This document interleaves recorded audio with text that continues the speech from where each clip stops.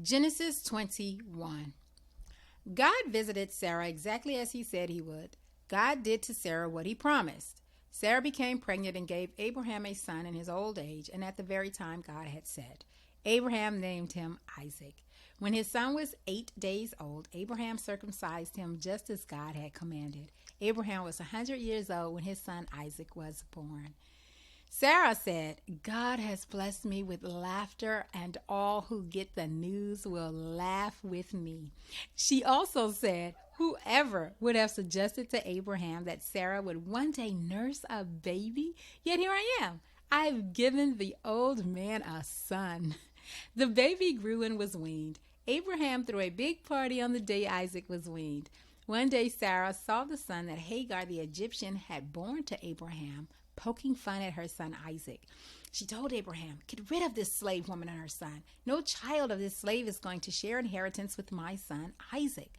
The matter gave great pain to Abraham. After all, Ishmael was his son.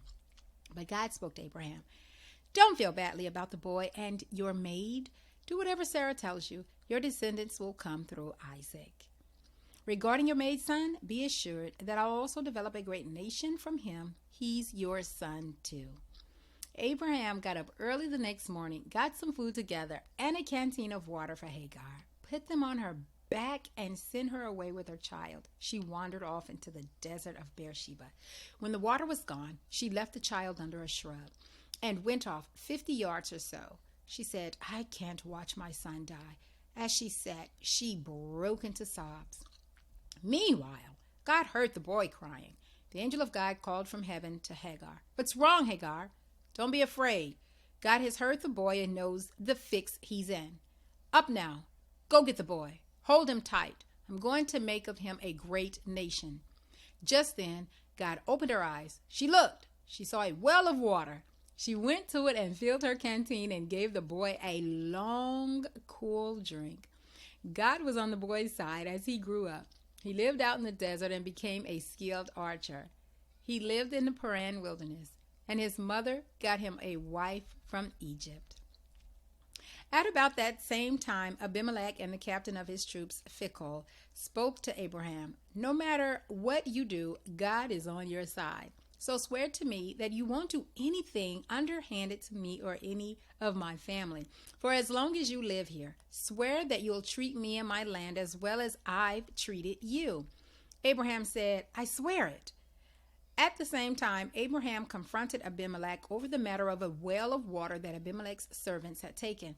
Abimelech said, I have no idea who did this. You never told me about it. This is the first I've heard of it.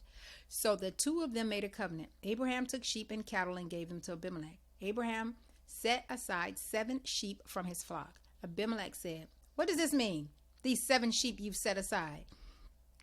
Abraham said, it means that when you accept these 7 sheep, you take it as proof that I dug this well, that it's my well. That's how the place got named Beersheba, the oath well, because the two of them swore a covenant oath there. After they had made the covenant at Beersheba, Abimelech and his commander Phicol left and went back to Philistine territory. Abraham planted a tamarisk tree in Beersheba and worshiped God there, praying to the eternal God. Abraham lived in Philistine country for a long time.